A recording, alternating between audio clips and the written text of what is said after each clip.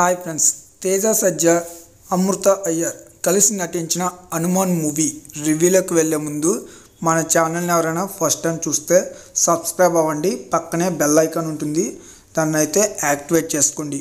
ఇంక ఈ movie story విషయానికి వెళ్తే, అంజనాద్రి అనే విలేజ్లో తేజ సజ్జ యాజ్ హనుమంతు, వరలక్ష్మి శరత్ కుమార్ యాజ్ అంజమ్మ అక్క తమ్ముడుగా అయితే సాధారణ జీవితాన్ని గడుపుతూ ఉంటారు.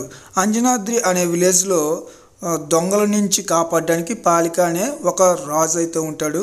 అతను ఎన్నో అక్రమాలు కుట్రలు అయితే చేసి ప్రజలని కష్టాలు అయితే పెడుతూ ఉంటాడు. మరోపక్క వినయ్ రాయ్ అలియాస్ మైకేల్ తను సూపర్ హీరో కావాలని చిన్నప్పటి నుంచి అనుకుంటూ ఉంటాడు. దానికోసం మందలించిన తన తల్లిదండ్రులని అతి దారుణంగా ఫైర్ యాక్సిడెంట్ చేసి చంపేస్తాడు.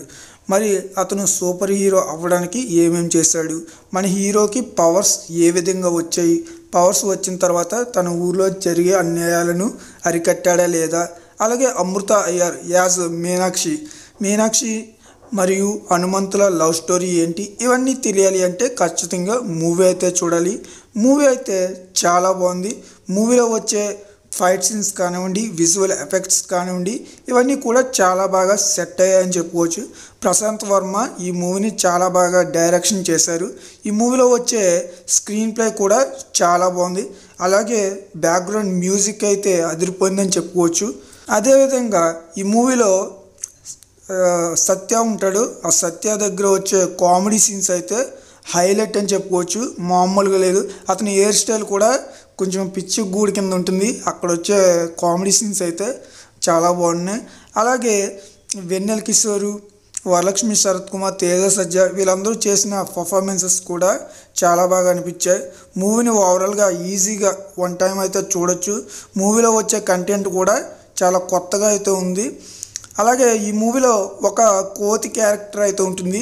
ఆ కోతికి రవితేజ గారు వాయిస్ అయితే ఇచ్చారు. ఆ కోతి వచ్చినప్పుడల్లా రవితేజ వాయిస్ అయితే వస్తుంది. అది కూడా చూడడానికి చాలా కామెడీగా మంచి ఫన్నీగా అయితే ఉంటుంది. ఫైట్ సీన్స్ అయితే వేరే లెవెల్లో ఉన్నాయి. ఇవన్నీ కూడా మూవీకి చాలా బాగా సెట్ అయ్యాయి.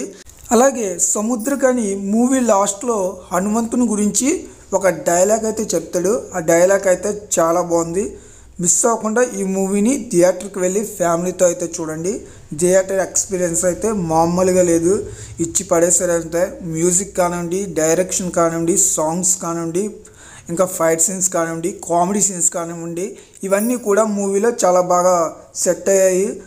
ఖచ్చితంగా మూవీని థియేటర్కి వెళ్ళి ఫ్యామిలీతో అయితే వాచ్ చేయండి. ఈ మూవీకి నేను 5కి 4.8 రేటింగ్ అయితే ఇస్తాను. సో నా ఎక్స్ప్లెనేషన్ నచ్చితే ఈ వీడియోని లైక్ చేయండి, షేర్ చేయండి. అలాగే సబ్స్క్రైబ్ చేసుకుని పక్కనే ఉన్న బెల్ ఐకాన్ని ఆన్లో అయితే పెట్టుకోండి. Thank you.